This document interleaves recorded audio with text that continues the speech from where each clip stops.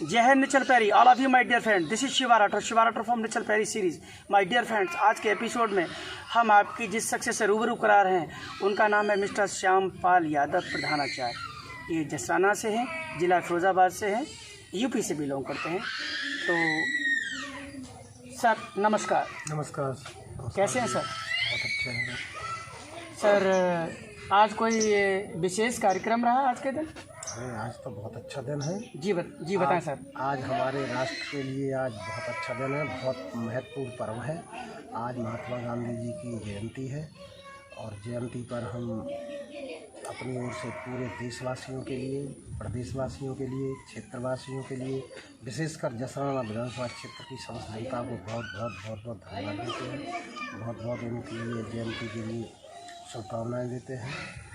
और आज हमारा बहुत अच्छा पर्व है, देश का बहुत राष्ट्रीय पर्व है, गांधी जयंती का पर्व है। सर 2022 के चुनाव को लेके आपका क्या राय है कि जो अभी चुनाव का समर चल रहा है और ज्यों भीजे कांवरी त्यों भारी हो, आपका क्या विचार है? नहीं सब और जो चुनाव चल रहा है इसके लिए तो आप मान रहे हैं पूरे प्रदेश में एक लहर उठ रही है, आधी चल रही है सपा के कार्यों को, पुराने कार्यों को देखते हुए और सपा अभी सरकार के कार्यों को देखते हुए सारी जनता का मूड बदल रहा है और 2022 के लिए पूरी तरह से सपा की ओर जा रहे हैं और जितना सोच भी नहीं सकते उतनी सीटें निकलने की उम्मीद है। माननीय अध्यक्ष जी के कार्य को देखते हुए लोग फिर मुड़ रहे हैं अपनी की तरफ। ये सरकार देख ली, इस सरकार में देखिए क्या हाल हो रहा है। अभी हमारे फिरोजाबाद में डेंगू चल रहा है।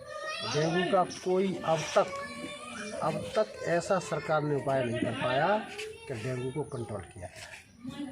बहुत भयंकर स्थिति हो रही है। फिरोजाबाद तो पूरे प्रदेश में छा रहा है। योगी जी महाराज जी आए, उन्होंने भी उसके बाद भी कोई ऐसी व्यवस्था नहीं हुई। आज भी डेंगू चल रहा है। तमाम लोग के कह रहे हैं हमारे यहाँ डॉक्टरों की टीम भिजवाओ।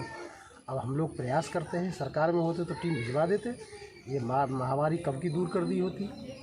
इन्हीं सब कारणों को देखते हुए जनता इतनी मुड़ रही है कि इस सरकार में जब लोगों को बचाया नहीं जा सकता, डेंगू बीमारी ऐसी महामारी से नहीं बचाया जा सकता, तो ऐसी सरकार से क्या फ़ायदा। ये सरकार को उखाड़ फेंकने का पूरा संकल्प ले लिया है जनता ने। मैं तो पूरे क्षेत्र में घूमता हूँ और 2022 में पूरे जैसा भी हमारे माननीय जी कहते हैं अखिलेश जी, कहीं हो सकता है 400 सीट आ जाए। 400 सीट आने की पूरी उम्मीद है। और फिर हमारे यहाँ जनपद में तो हमारे प्रोफेसर साहब बहुत जनपद का ध्यान रखते हैं। माननीय राम गोपाल जी, उन्होंने ऐसे पानी से जूझ रहे थे लोग, फिरोजाबाद में पानी नहीं था। पानी भी एक बहुत महत्वपूर्ण योजना है, लेकिन हमारे प्रोफेसर साहब ने ऐसा ही एक योजना बना दी जो मीठा पानी, गंगा जल पूरे फिरोजाबाद तक जब पानी की समस्या उठी वहाँ पानी ही पानी था। इससे बड़ी कौन कर सकता है ऐसी योजना। माननीय अच्छा जी ने पूरे फिरोजाबाद में जाल बिछा दिया, सड़कें करवा दी अपने पीरियड में। उन्होंने बहुत पानी की व्यवस्था के साथ साथ पेयजल की व्यवस्था के साथ साथ बिजली की व्यवस्थाएं, गांव बिजली हो रही है। लोहिया गांव में इतनी सुविधाएं नहीं, और धीरे धीरे वो तो सरकार चली गई, नहीं तो पता नहीं अब तक तो क्या से क्या स्वर्ग बन जाता हमारा क्षेत्र। माननीय अच्छा जी ने इतना काम किया और आगे आने वाले समय में ये पूरा जनपद फिरोजाबाद माननीय प्रोफेसर साहब की देखरेख में, माननीय अच्छा जी के निर्देशन में पूरा फिरोजाबाद पूरा स्वर्ग हो जाएगा। सर एक तीखा सवाल है शिवा राठौर का कि जब अभी नहर की पटरी से जब हम इधर मुड़े हैं तो नहर की पटरी और जिस सड़क जो आ रही है आपके गांव के लिए, ये इसकी तो बहुत बुरी दुर्दशा है। ये कहाँ चला गया? ये इसकी इतनी बड़ी दुर्दशा कैसे हो सकती है? जब आप ये कह रहे हो तो ये कैसे दुर्दशा होगी इसकी? देखिए कोई भी चीज़ इतनी स्थायी तो होती नहीं कि हमेशा परमानेंट बनी रहे। ये माननीय सांसद जी की दी हुई सड़क और उस समय बहुत अच्छी पड़ी थी, लेकिन उसका समय भी किया। इस सरकार को तो देखना चाहिए कि कहाँ गड्ढे हो रहे हैं। कोई भी चीज़ ऐसी स्थायी नहीं होती है। सड़क कितनी भी अच्छी बना दो, लेकिन एक पीरियड ऐसा होता है कि उसमें गड्ढे होना शुरू हो गए। लेकिन उनको देखना चाहिए इस सरकार को।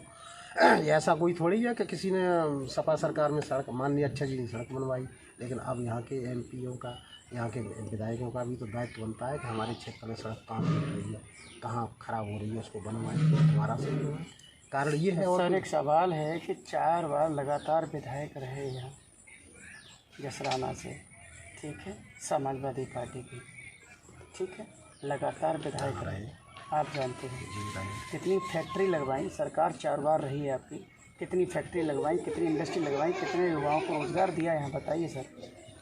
काफ़ी कम हुआ सब। गिनाइए सर, कहाँ काम हुआ ये बताइए। नहीं गाँव आप देख रहे हो कई हमारे क्षेत्र में टंकियाँ लगी हुई, टंकी भी माननीय विधायक जी की सपा सरकार में भी माननीय धर्मेंद्र जी हमारे जिस समय थे उस समय पूरे क्षेत्र की समस्याओं को गिन गिन के दूर किया। उस समय की सबसे ज़्यादा डेयरियाँ लगी हुई है, ट्यूबवेल लगे हुए हैं, उस समय की सड़कें सबसे ज़्यादा पड़ी हुई हैं। उसकी जो टंकी देख रहे हो आप, टंकी पड़ी हुई है। और रोज़गार की बात करते हैं तो उस समय काफ़ी लोगों को रोज़गार मिला, नौकरियाँ मिली और तमाम पेंशनें शुरू की गई। तो समाजवादी पेंशन, जिनका रोज़गार नहीं था, बेरोज़गार थे, उनको बेरोज़गारी के रूप में समाजवादी पेंशन दी गई, बेरोज़गार भत्ता दिया गया, कन्याओं के हित में कन्याओं की फीस माफ़ की गई, उनको उनके लिए योजना बनाई गई।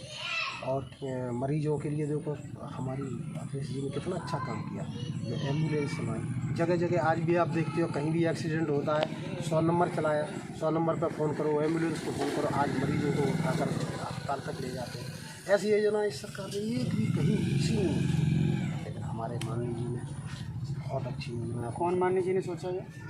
माननीय अखिलेश जी यादव ने, नाम लीजिएगा ना, मुख्यमंत्री जी ने ऐसी योजना बना ली ना। आप माननीय जी बोल रहे हैं, आप माननीय जी तो आपके प्रोफेसर साहब भी आते हैं, आपके बहुत सारे प्रोफेसर साहब का तो देखो बहुत सहयोग रहता है। नहीं तो फिर आप उनका नाम बोलिए ना। राष्ट्रीय प्रोफेसर साहब हमारे जिस पार्टी के वरिष्ठ, मतलब बहुत महत्वपूर्ण पार्टी के राष्ट्रीय महासचिव हैं और उनके निर्देशन में भी उनकी सलाह ली जाती है। हमारे माननीय मुख्यमंत्री जी प्रोफेसर साहब भी बहुत सलाह लेते हैं और प्रोफेसर साहब पढ़े लिखे आदमी हैं, उस हिसाब से वो डीलिंग करते हैं।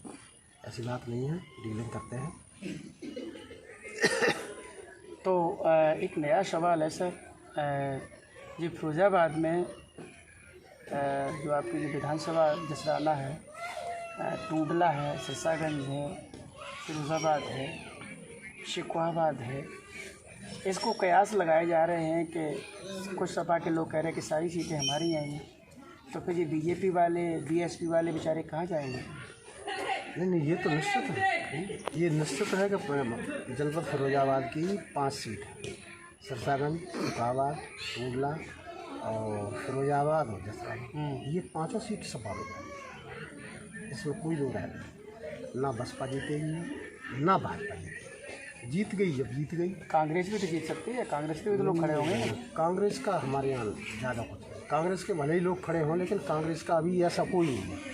अभी तो सिर्फ सर इससे पहले राजबब्बर कांग्रेस से यहाँ से जीत के गए हैं। अरे ये कैसे कह सकते हो आप साहब? कांग्रेस का यहाँ सांसद होकर गया है सर, हल्के में कैसे ले लिया आपने? अगर उन्होंने सलमान खान को बुला के उतार दिया तो आप कौन टक्कर लेगा उनसे 2024 में? आप यहाँ पार्लियामेंट राजबब्बर कांग्रेस से गए हैं सर। आप हमने धीरे बोला, इसका मतलब ये नहीं कि आवाज़ में दम नहीं है, तो फिर उसके लिए क्या सोचा? नहीं, वो समय अलग था। हाँ, वो समय था जहाँ जनता नाराज़ थी। हाँ, किन्हीं कारणों से सपा से जनता नाराज़ थी, इसलिए वो कांग्रेस हो गई। हमारे यहाँ कांग्रेस अब कोई नहीं आएगी। अच्छा, हाँ, अब तो जो भी आएगी वो सपा ही आएगी, चाहे 2022 हो चाहे 2024 हो, सपा का ही परचम लहराना है, सपा का ही झंडा लहराएगा और सपा की सरकार बनेगी। सर आपने अपने अमूल्य समय में से जो चैनल को समय दिया है, इसके लिए शिवा राठौर आपका तहे दिल से शुक्रिया अदा करता है सर। और my dear friends, mister Shyampal प्रधानाचार्य हैं और प्रबुद्ध वर्ग से आते हैं, तो इन्होंने समाजवादी पार्टी के बारे में भी बताया। समाज में जो प्रॉब्लम्स हैं उनको इन्होंने दर्शाने का कार्य किया है।